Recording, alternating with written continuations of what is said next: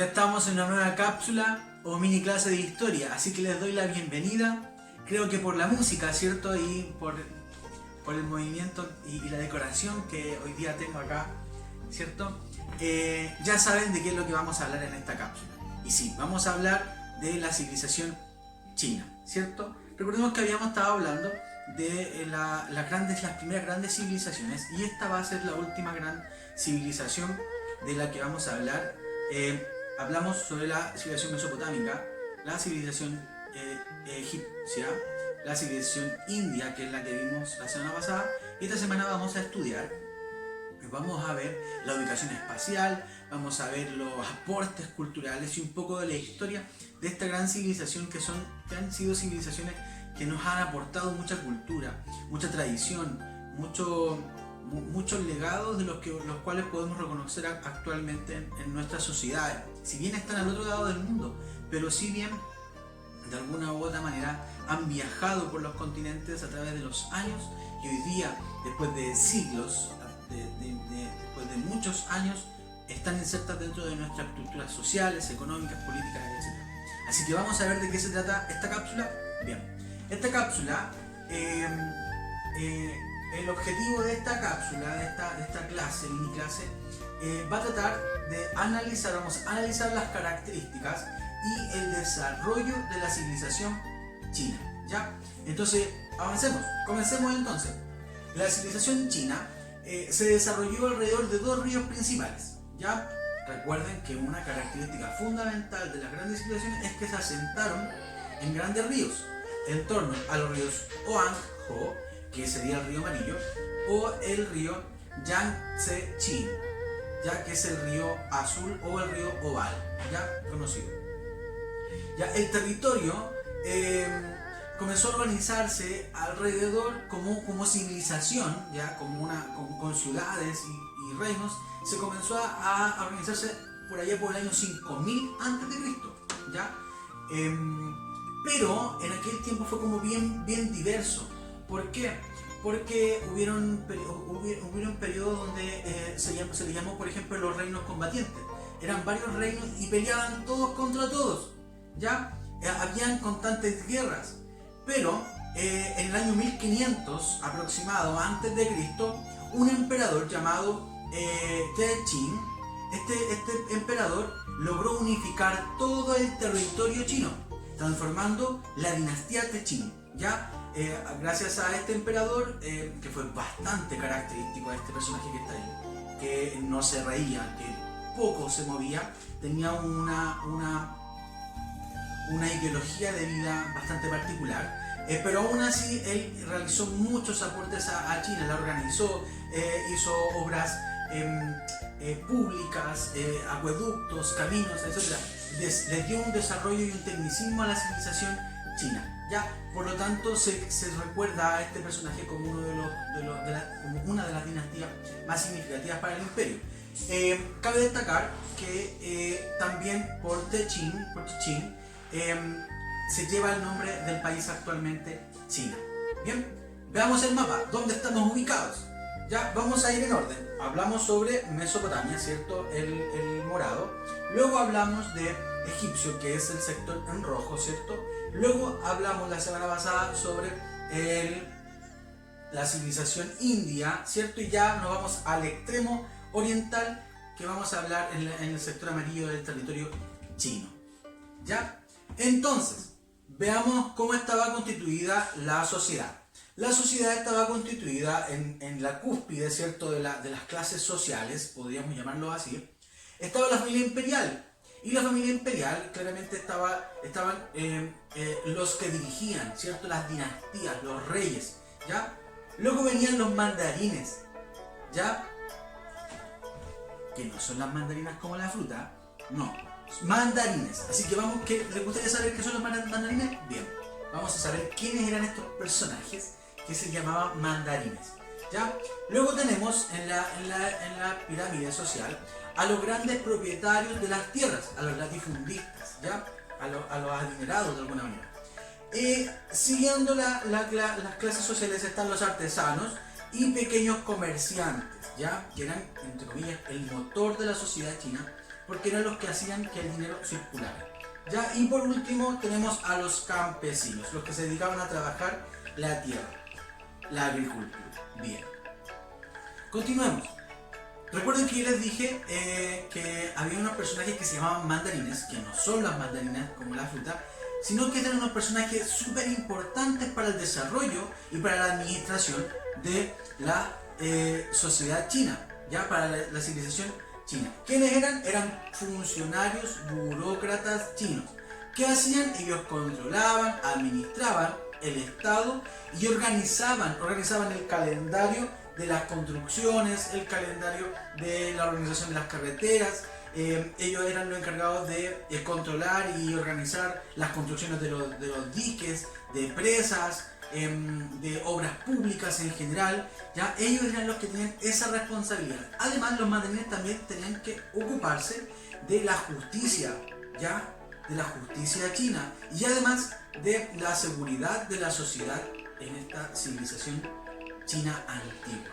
Ya eran como unos personajes bien importantes entonces, los mandarines de la época. Entonces, toda esta responsabilidad les otorgaba una clase social más bien cercanas a la dinastía, a los emperadores.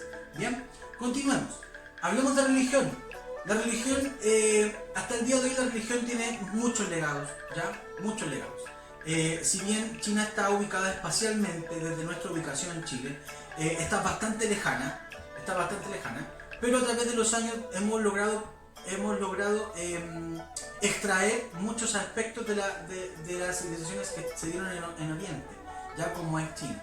Y si bien la religión china era politeísta, pero también compartía algunos aspectos con la civilización india, ¿ya? Que era códigos de conducta, el cómo comportarse, ¿cierto? En vida, establecer alguna estructuración dentro de la sociedad que dirigiera a las personas, ¿ya? Desde el punto de vista religioso. Pero, y aquí entra muy importante la filosofía, ¿cierto? Y aquí hay dos personajes que van a ser los pilares de la religión desde la antigua China hasta la actualidad, que tiene que ver con el confucianismo y el taoísmo. Responden a dos personajes importantes que es Confucio y que es Lao Tse, ¿ya? Pero yo quiero destacar en este punto a Confucio, ¿ya? Confucio, este personaje que está apareciendo ahí, ¿cierto? Confucio él provenía de una familia pobre, ¿ya? Pero Confucio, gracias a sus capacidades, ¿cierto? Y a todas sus habilidades que pudo haber tenido, se transformó en ministro, en el primer ministro de un rey, de uno de los reinos combatientes que existían antes de la dinastía de Techín, que les mencionaba al principio, y asesoraba, ¿cierto?, al rey, pero como Confucio tenía una ideología de vida alejada de lo que es la violencia, él se aburrió de tanta violencia, tanta corrupción, tanto odio que existía y tanta muerte en China, porque estaban todos los reinos peleaban contra todos por controlar el territorio chino. Y él decidió abandonar su cargo de ministro. Confucio abandonó su cargo de ministro, se despojó de las riquezas que probablemente pudo haber tenido trabajando como el primer ministro de un rey, ¿cierto? Y decidió caminar por el imperio chino, por todo el territorio chino, y comenzó a visitar los diferentes reinos. ¿Y qué hacía?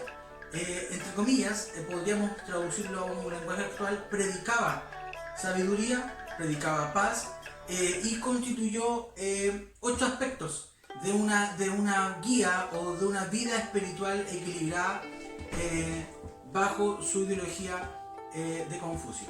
¿Cuáles eran los 8 aspectos que Confucio predicaba o pregonaba, ¿cierto?, en el imperio chino? Era el respeto por los demás, número 1. El número 2 es la tolerancia. El número 3 es el perdón. El número 4 la fidelidad. El número 5 la devoción. El 6 la confianza. El 7 el deber. Y el número 8 es el culto a los antepasados. Él decía que si vivíamos, ¿cierto?, considerando estos 8 aspectos como una guía espiritual para los chinos en la época, íbamos a tener una vida equilibrada.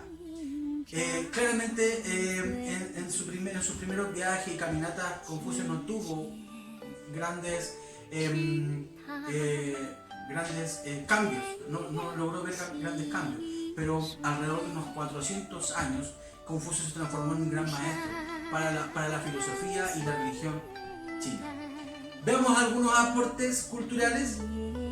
Bien, esta escultura que está acá se llama Guerreros de Terracota, ¿ya?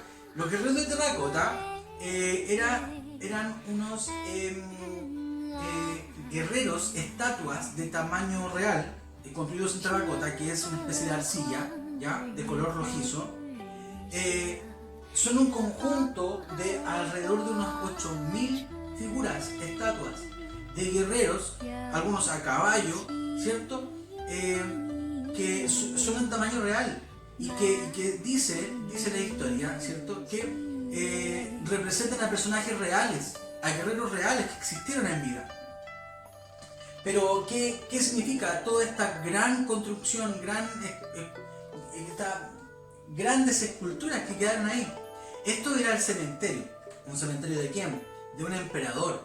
¿De qué emperador? Del primer emperador de China, que ya lo hemos hablado, de la dinastía Qin Shi Huang. ¿Ya? ¿Por qué? En el centro se enterró, ¿cierto?, a este emperador entre el año 210 y el año 209 a.C. Fue enterrado y alrededor mandó a construir todos estos guerreros, porque después de la muerte creían que había vida después de la muerte. Entonces el emperador creía que posterior de la vida terrenal, en la vida espiritual, él iba a seguir teniendo mando. Entonces, para que nadie usurpara su cuerpo, construyó, ¿cierto?, a 1,5 kilómetros de su tumba estas 8000 figuras de guerreros para que lo protegieran y estuvieran bajo su mando, ¿cierto? También se dice que no se podía entrar a ese lugar porque habían trampas de flechas, etc., que se activaban al momento de acercarse a la tumba. Ya era un emperador bastante excéntrico y claramente hoy día están recubiertos estas esculturas en un museo. ¿Ya? Es un gran museo. Bien. La escritura. Hablemos de la escritura china. Yo les voy a nombrar algo y ustedes las van a reconocer enseguida. Esa es la A, la B, C, ¿cierto? Son letras de nuestro abecedario actual, ¿cierto? De nuestro abecedario español. Pero la cultura china es riquísima en escritura, ¿ya? Está reconocida la escritura china como una de las escrituras más bellas, hermosas, delicadas de todas las culturas que han existido en nuestra historia de la humanidad. Pero, ¿cómo está constituida esta? Está constituida a través de pictogramas. ¿Qué son los pictogramas? Son representaciones de sonidos, pero que al final son imágenes, ¿ya? En vez de escribir una palabra con letras como las que conocemos nosotros, se escribe o se dibuja, podríamos decir, el símbolo que quiero representar. Por ejemplo, el sol. El sol pasaría a ser, ¿cierto?, la primera imagen que aparece ahí, ¿cierto? Y así se escribe. Con el tiempo estos pictogramas fueron tomando tecnicismo y se transformaron en ideogramas, ¿ya? Y se fueron perfeccionando, terminando el proceso de la imagen que está apareciendo, ¿cierto?, acá al costado mío, ¿cierto? Actualmente China posee más de 20.000 pictogramas, ¿ya? Que es una escritura totalmente diferente a la que conocemos nosotros generalmente, y obviamente mucho más compleja de comprender y de escribir. Bien, algunos inventos. Los chinos fueron unos inventores, como por ejemplo, ellos inventaron la imprenta, inventaron, por ejemplo, la pólvora, los fuegos artificiales, también se utilizó la pólvora para las armas, ¿ya? Pero inicialmente los fuegos artificiales que ellos hacían con la pólvora, ellos creían que con los fuegos artificiales se alejaban los espíritus oscuros. Otro importante adelanto científico que ellos desarrollaron en su civilización es la brújula. Y ellos experimentaron de esta manera. Tomaban un recipiente de agua, en el recipiente ponían una hoja de bambú, encima de la hoja de bambú ponían una aguja, ¿cierto?, o un imán, ¿cierto? Y al flotar, ¿cierto?, el imán buscaba el norte geográfico. Entonces cuando ellos tomaban este recipiente y la aguja se movía, el imán se movía, buscaba el norte. Y esa fue la primera brújula que existió en nuestra historia de la humanidad. Bien, y este gusanito que está apareciendo acá nos va a representar la seda, porque es un gusano, ¿ya? Y esto lo comparten con la India, ¿ya? Los chinos se dieron cuenta que los gusanos, antes de convertirse en mariposa, o sea, fabricaban un capullo, que es conocido como los capullos, ¿cierto? Se envolvían en un hilo muy fino, ¿ya? Y al desenvolverlo podía llegar a medir 1 kilómetro de largo, ¿ya? Y con este hilo, con mucha paciencia, creaban unas telas muy delicadas, suaves y muy ligeras para andar, ¿ya? Y estas telas se llamaban sedas, ya muy apetecidas por el mundo europeo posteriormente. Y con esto terminamos, que es un lugar de visita turística por miles de personas anualmente a China, que es la Gran Muralla China. La muralla china fue una fortificación, fue un muro, ¿cierto?, que se construyó entre los siglos V a.C. y el siglo XVI después de Cristo, ya en la Edad Moderna. Pero, ¿qué objetivo tenía esto? Proteger el imperio chino, porque era la frontera, ¿ya? Y además era un camino que conectaba los diferentes reinos y los diferentes lugares que existían en esta civilización. El principal objetivo era protegerse de las invasiones de los nómadas Yamgu, de los mongoles y de los manchurras, que eran los principales atacantes de la cultura de la civilización china. Un dato muy importante es que fue construida a mano, mide aproximadamente de alto 9 metros, pero el largo que tiene es aproximadamente de 7.300 kilómetros de largo. Se compara esta extensión territorial de la muralla china con el largo de Sudamérica, 7.300 kilómetros aproximadamente, y se dice que también se ve desde el espacio esta muralla china, ¿ya? Así que esto ha sido la cápsula de hoy. Los quiero invitar a que podamos seguir analizando, que podamos seguir a través de ya lo que conocemos de esta gran civilización. Podemos buscar herencia, legados de la cultura china, de la civilización china, que hoy día está presente en el lugar, en el entorno donde nosotros vivimos. Elementos que vimos en esta cápsula, quiero que los puedan visualizar tanto en sus casas como en los sistemas que están establecidos hoy día en nuestra sociedad del 2020. Así que los invito a que puedan estar muy atentos y nos vemos en una próxima cápsula. Adiós.